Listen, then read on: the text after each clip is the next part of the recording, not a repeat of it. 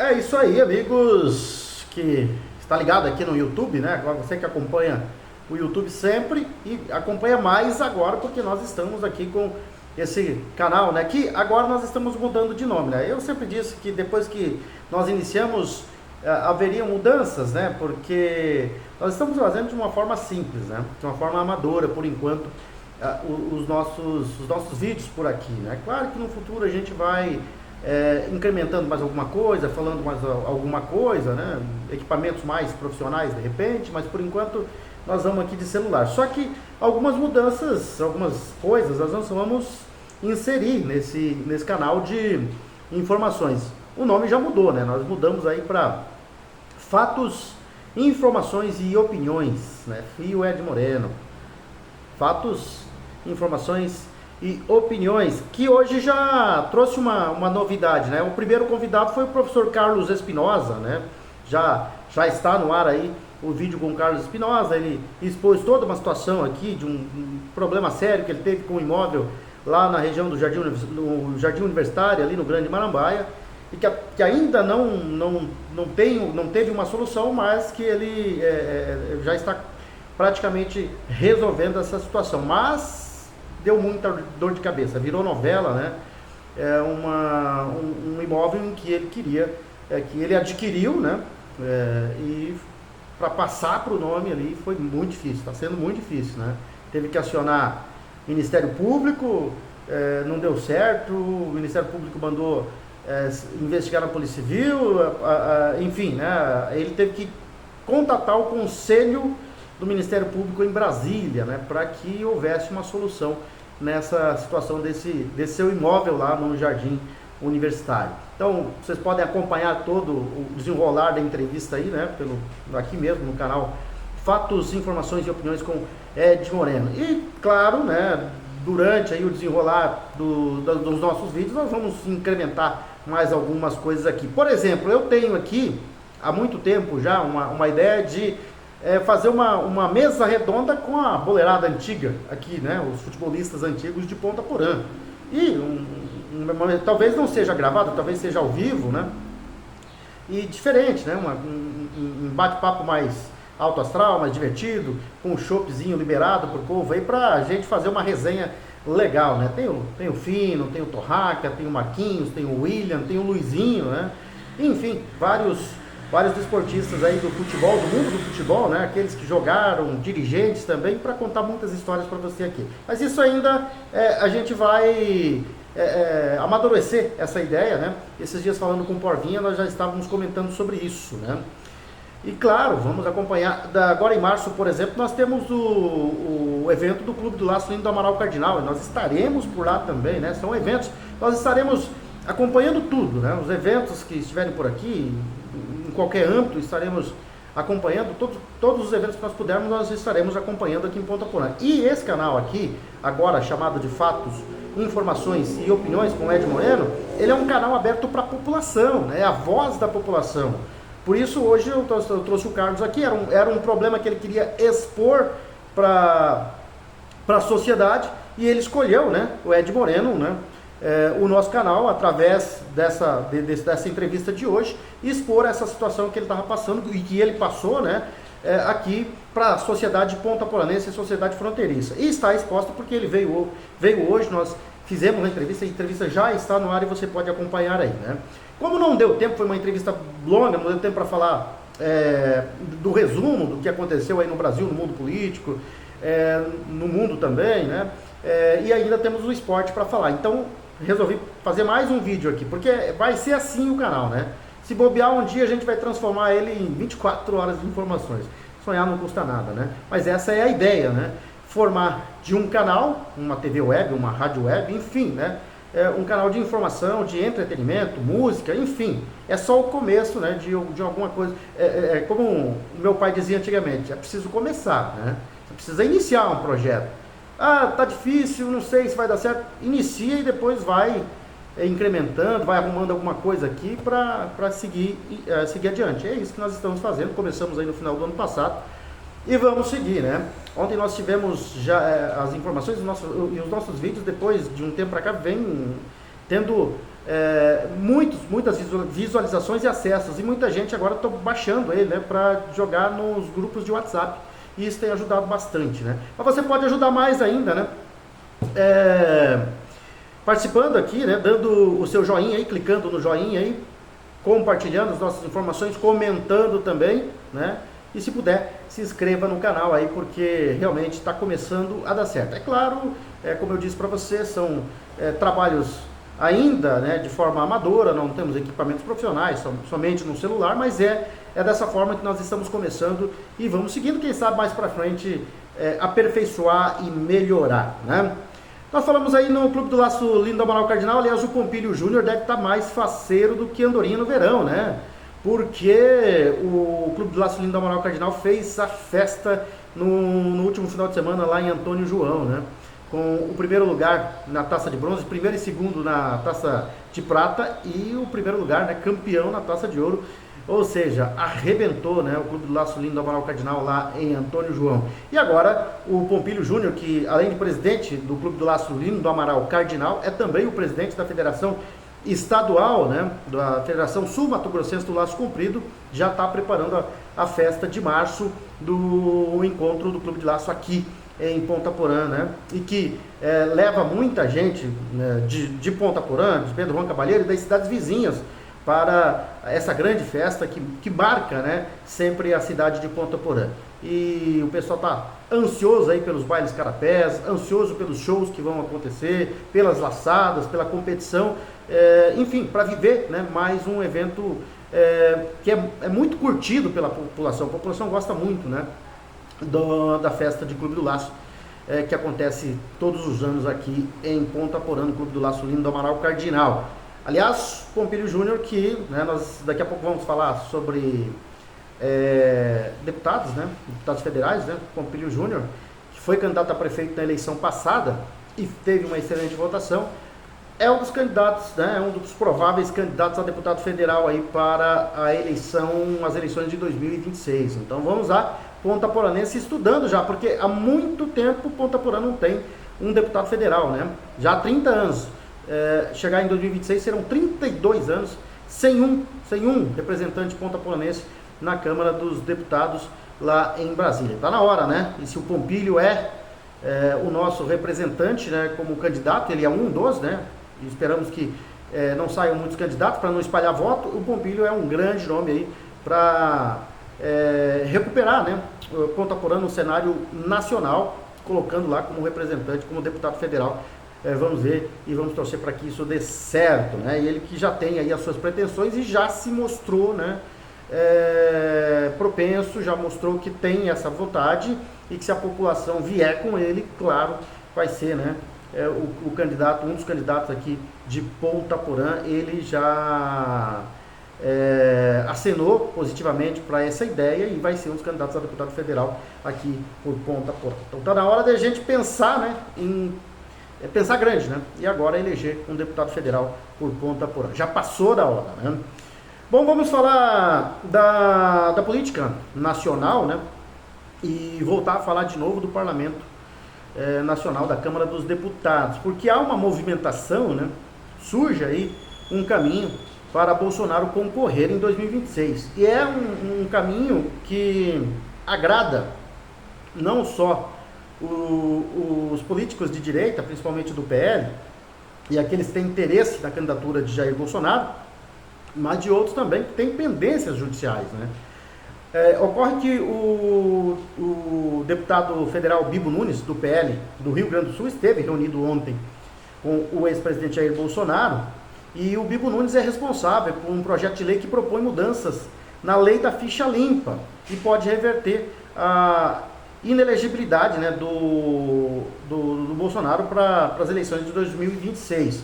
Bibo Nunes afirmou que a atual composição da Câmara dos Deputados é favorável para debater e promover alterações na legislação. De acordo com o Bibo Nunes, o novo presidente da casa, Hugo Mota, que é do Republicanos da Paraíba, ele já manifestou que considera elevado o prazo de 8 anos de inelegibilidade imposto pela norma vigente. Diante das dificuldades enfrentadas pela proposta de anistia aos envolvidos no 8 de janeiro, né, que era uma das alternativas, e ainda é uma das alternativas cogitadas para incluir Bolsonaro. Diante dessas dificuldades, aliados do ex-presidente passaram a apostar na revisão da lei da ficha limpa como uma solução viável, e muito viável, né? Por que essa estratégia pode angariar apoio de outros partidos? Porque a mudança vai beneficiar diversos políticos que têm pendências judiciais, né? E vale ressaltar que, de acordo com o Bibo Nunes, o novo presidente da Câmara, Hugo Mota, sinalizou já: 8 anos é muito para ficar inelegível, né? Então, há sim uma grande possibilidade de dar certo, né? E aquela situação da USAID, né? Tá mudando e estão mexendo e a coisa tá fedendo, né? Porque tem mais coisas aí, né? Nos Estados Unidos as punições serão mais rápidas, né? Vamos ver no restante do mundo aí, porque a situação da USAID está bastante complicada, está descobrindo muita coisa, né? E aqui no Brasil, vai sobrar para muita gente aqui no Brasil, né? Nós temos aí vários responsáveis aí por aquelas agências de checagens, agências criminosas de checagens que estão correndo, né? Já estão mudando de opinião e dizendo que estavam errados. Então vamos ver o que vai acontecer aí. Tem muita gente afinando aí, muita gente que roncava grosso falando fino. E mais uma gigante, né, mundial faz anúncio que deixa a esquerda preocupada, né? Pelo menos, no mínimo, preocupada. O Google anunciou o fim de suas metas formais de contratação para grupos subrepresentados, marcando assim uma mudança significativa, né, na sua abordagem de diversidade, equidade e inclusão. A decisão alinha a empresa a outras gigantes da tecnologia, né, que estão reavaliando as suas estratégias nesse campo. A empresa comunicou por e-mail que não vai mais estabelecer objetivos para ampliar a diversidade, ou novos objetivos, né, para ampliar a diversidade e inclusão, né, equidade e inclusão. A decisão, né, está alinhando aí com as outras empresas. E não vai mais, né? Não quer mais ampliar com o objetivo de não ampliar mais essas diversidades entre seus funcionários, refletindo um movimento crescente no setor corporativo. E o que acontece, né? Em 2020, no contexto dos protestos por justiça racial, né, o Google havia estabelecido a meta de aumentar em 30% a presença de grupos subrepresentados em cargos de liderança até 2025. Mas essa situação muda a partir de agora, né? Vai mudar, né? Esse relatório aí. O Google está revisando seus programas de diversidade, equidade e igualdade, e incluindo, né, subsídios e treinamentos, especialmente aqueles considerados menos impactantes ou juridicamente arriscados. Essa reavaliação está sendo influenciada por decisões judiciais recentes, né, e ordens executivas da administração de Donald Trump, que impuseram restrições a programas de diversidade tanto no governo quanto entre empresas contratadas pelo setor público. O fato é que muita coisa está mudando e muita coisa vai mudar. E vamos continuando aqui com a política nacional, né? O governo Lula está sofrendo mais uma denúncia de assédio. Desde o primeiro ano da atual gestão, o governo do presidente Luiz Inácio Lula da Silva enfrenta uma série de acusações de assédio moral e sexual. Dessa vez, as atenções voltam para o Ministério da Justiça, onde surgiram novas denúncias de assédio moral na Diretoria de Cidadania e Alternativas Penais, o DICAP, da Secretaria Nacional de Políticas Penais, o Senapen. O que aconteceu? Situações como essa não são novidade, né? Em setembro do ano passado, no caso em que culminou na demissão de Silvio Almeida, então ministro dos Direitos Humanos, o presidente declarou que alguém que pratica assédio não ficaria no governo, né? Almeida foi acusado de assediar sexualmente um grupo de mulheres, entre elas a ministra Aniele Franco, da Igualdade Racial. Além disso, o movimento negro destacou uma crise no governo depois de uma reportagem do site Alma Preta revelar que 17 servidores relataram um ambiente de tensão e insegurança no Ministério das Mulheres sob o comando de Cida Gonçalves. Na pasta chefiada pelo ministro Ricardo Lewandowski, a diretora da DICAP, Maiesse Silva Parisi, e a coordenadora de gabinete, Suzana Inês de Almeida e Silva, receberam acusações de perseguições e práticas abusivas. Perseguições e práticas abusivas por parte do PT é mentira, né? Isso é o que eles fazem sempre. As denúncias divulgadas pela agência pública, qualquer coincidência com o Ponta Porã não é mera coincidência, né? Ou qualquer situação não é mera coincidência, né? Sugerem que as denúncias divulgadas pela agência pública sugerem que a situação persiste desde 2023, né? Então já não é nova. À época, o agora ministro do Supremo Tribunal Federal, Flávio Dino, liderava o Ministério da Justiça. Bagunça atrás de bagunça. E a perseguição a jornalistas, né, que são contra esse governo, que são contra o Supremo Tribunal Federal, o STF, sofre uma derrota, né? Porque a Secretaria de Audiência Nacional da Espanha, aliás, o STF sofreu uma derrota, né? Porque a Secretaria da Audiência Nacional da Espanha suspendeu o julgamento do jornalista Oswaldo Eustáquio, previamente marcado para esta quinta-feira, dia 6. A suspensão do julgamento é mais uma vitória do jornalista contra o Estado brasileiro, que o persegue desde 2020. O jornalista Oswaldo Eustáquio, né? Ele teve 3 pedidos indeferidos internacionalmente e a prisão preventiva negada no Paraguai, a negativa da Interpol a incluir o nome de Eustáquio na lista vermelha, por ser ele um perseguido político e não um criminoso, e agora a primeira vitória nos tribunais europeus. De acordo com a Audiência Nacional da Espanha, não há data prevista para um novo julgamento. Diante da suspensão do julgamento, a defesa entende que o pedido de prisão preventiva perdeu o objeto porque tal medida é utilizada em casos excepcionais, em que há risco de fuga ou de obstrução da justiça, como preconiza o artigo 312 do Código do Processo Penal brasileiro. Como Eustáquio foi citado em sua casa e tem filhos escolarizados na Espanha, diante de sua solicitação de asilo político, né, em vigor, não há motivos para cercear a liberdade do jornalista que tem endereço fixo em Madrid. Ou seja, o Alexandre de Moraes está louco para colocar as mãos no Oswaldo Eustáquio, mas não está conseguindo, né? Está difícil. Hoje teria audiência aí, né? A Audiência Nacional Espanhola suspendeu o julgamento do jornalista Oswaldo Eustáquio. Mais um perseguido aí, né? Pelo STF, mais um jornalista brasileiro perseguido pelo STF e pelo governo atual. Vamos lá falar de esporte agora, vamos mudar de assunto, vamos falar de Campeonato Paulista. Hoje é dia de derby, né? Palmeiras e Corinthians jogam no Allianz Parque. A 7ª rodada começou na terça-feira, né? A 7ª rodada do Paulistão, e tem aí já os jogos que foram realizados. Na terça-feira, o Galo Clube empatou com a Portuguesa em 2-2 e a Inter de Limeira empatou com o Bragantino em 1-1. Ontem nós tivemos a reestreia do Neymar no Santos. A festa foi bonita, mas o Santos não conseguiu vencer o Botafogo de Ribeirão Preto e ficou no 1-1. Até saiu na frente, mas depois acabou sofrendo um empate. E o São Paulo goleou o Mirassol, que vinha sendo uma das sensações aí do Campeonato Paulista, 4-1 para o São Paulo. Hoje, no 1º de maio, em São Bernardo do Campo, tem São Bernardo e Novo Horizontino. No Brinco de Ouro tem Guarani e Água Santa. E o jogo mais aguardado da rodada, Palmeiras e Corinthians. O Corinthians vai liderando o Campeonato Paulista com um jogo a mais, né, em relação ao Água Santa, e o São Bernardo, que são os outros que estão com 15 pontos. A Água Santa não, perdão. O Mirassol, que tinha 15 pontos, o Mirassol já não chega a esses 18 nessa rodada.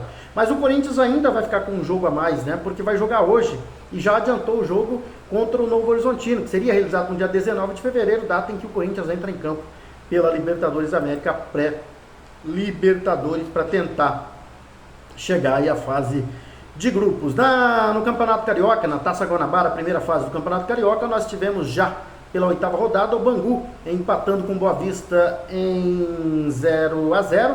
O Flamengo, no Parque do Sabiá, em Uberlândia, ganhou da Portuguesa por 5-0. O Vasco, no Clássico ontem, no Mané Garrincha, em Brasília, perdeu por 2-1 para o Fluminense. O Madureira foi derrotado hoje pelo Sampaio Corrêa por 1-0. E ainda hoje tem Volta Redonda e Maricá, e Nova Iguaçu e Botafogo. No Campeonato Gaúcho, nós já tivemos jogos ontem, né, pela, deixa eu ver aqui, 5ª rodada, né, e tem 2 jogos hoje para encerrar essa 5ª rodada. O Avenida perdeu para o Caxias por 1-0, o Internacional ganhou do Brasil de Pelotas por 3-0, o São Luís empatou com Pelotas em 1-1 e o Grêmio foi derrotado lá em Caxias do Sul, no estádio Alfredo Jaconi, pelo Juventude 2-0, né? Às vésperas do Grenal, que será sábado, o Inter ganha de 3-0 do Brasil de Pelotas e o Grêmio perde para o Juventude por 2-0 fora de casa. Hoje, no estádio Francisco Noveleto tem São José e Ipiranga, e no estádio do Vale tem Monson e Guarani de Bagé. No Campeonato Sul-Mato-Grossense, já estamos aí na quinta rodada, né? Nós tivemos ontem no Douradão, o Dourados empatando com o Coxim 2-2. O Dourados perdeu uma chance incrível de chegar à liderança do campeonato. Pegou o pior time do campeonato e acabou empatando, quase perdeu. Não fosse os acréscimos exagerados do árbitro da partida, o Dourados não tinha empatado o jogo não, né? Empatou 2-2 lá no Douradão, no Fredes Saldívar. Lá no Noroeste, em Aquidauana, o Aquidauanense foi goleado pelo Costa Rica 4-1. O Iviema, líder do campeonato até aqui, 2-0 no Águia Negra, ganhou do Águia Negra por 2-0. E o Operário ganhou de forma surpreendente do Corumbaense por 2-1. Hoje, para completar a quinta rodada, lá nas Moreninhas tem Pantanal e Naviraense. Se o Pantanal vencer, vai dividir a liderança aí com o Iviema. Por enquanto, o Iviema é líder com 10 pontos, seguido de perto pelo Operário 9 pontos, Costa Rica terceiro 9 pontos, quarto Dourados 8 pontos, quinto Corumbaense 8 pontos, sexto Pantanal 7 pontos, sétimo Naviraense 5 pontos, oitavo Aquidauanense 4 pontos, na zona do rebaixamento em nono Águia Negra 4 pontos e décimo Coxim apenas 1 pontinho. Coxim vai ser rebaixado, né? Pelo jeito será rebaixado aí a segunda divisão do Campeonato Sul-Mato-Grossense. E amanhã nós estaremos trazendo aí a próxima rodada da 7ª Taça dos Campeões de Futebol Suíço. Nós estaremos entrando na 4ª rodada já, né? A próxima rodada será a 4ª rodada dessa primeira fase, que tem 2 grupos de 8 clubes, né? São 16 clubes, separados em 8, né? Em 2 grupos, e eles se enfrentam, né? Todos contra todos aí nesse grupo, e se classificando 4 aí, ou depois os clubes com a organização define a fórmula do sistema que será disputado na segunda fase. E aí dará sequência aí à Taça dos Campeões, que é essa competição que é disputada pela antiga Copa Caiate de futebol suíço e também pelos